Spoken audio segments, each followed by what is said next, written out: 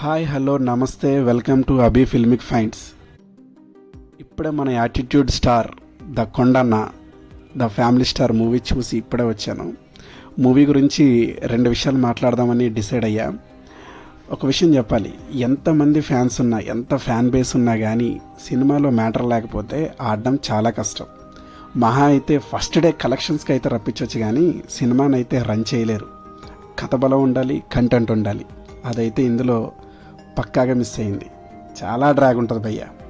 First half అయితే మనోడు family star అని టైటిల్ పెట్టాడు కాబట్టి ఆ ఫ్యామిలీ స్టార్ కార్డ్ని జస్టిఫై చేయడానికి హీరోకి ఒక తాగుబోతన్న, ఒక జాబు లేని తమ్ముడు, ఇద్దరు వదినలు, ఇంట్లో నలుగురు పిల్లలు, దాని తగ్గట్టు ఒక ముసలి, వీళ్ళందరినీ ఏదో పోషించేస్తున్నట్టు బిల్డప్. బాబోయ్ ఎంత రోతగా ఉంటుందంటే అంత రోతగా. కొన్ని చోట్ల విజయ్ దేవరకొండ యాక్టింగ్ అలా అలా అలా అలా సాగిపోతూ ఉంటుంది ఫస్ట్ హాఫ్ అంతా. ఫస్ట్ హాఫ్ లాస్ట్లో వచ్చేసరికి ఇంటర్వెల్లో చిన్న ట్విస్ట్ ఉంటుంది. అది మన హీరోయిన్ పెట్టి చిన్న ట్విస్ట్ ఉంటుంది. మళ్ళీ ఆ ట్విస్ట్లోంచి సెకండ్ హాఫ్కి తీసుకెళ్ళి ఆ సెకండ్ హాఫ్లో అమెరికాకి వెళ్ళి ఒక ప్రాజెక్ట్ చేసుకొని సక్సెస్ అయిపోయి, అమ్మో ఈ సినిమాని థియేటర్లో 2.5 గంటలు కూర్చోబెట్టి ద ఫ్యామిలీ స్టార్ అని చెప్పాడు కదా అని చెప్పేసి ఫ్యామిలీ మొత్తం వెళ్ళిపోయి డబ్బులు అయితే దొబ్బెట్టుకోవడం బొక్క. హ్యాపీగా ఒక 20 రోజులు అయితే ఓటీటీలోకి వస్తుంది. అమెజాన్ ప్రైమ్లో 2 లీటర్లు థమ్స్అప్ తెచ్చుకొని ఎపిసోడ్ లెక్క, అంటే 2.5 గంటల సినిమాని అరగంట మీకు తోచినప్పుడు చూడండి. పొలోమంటి వెళ్ళి చూసేంత సినిమా ఏం లేదు, అంత కంటెంట్ కూడా లేదు.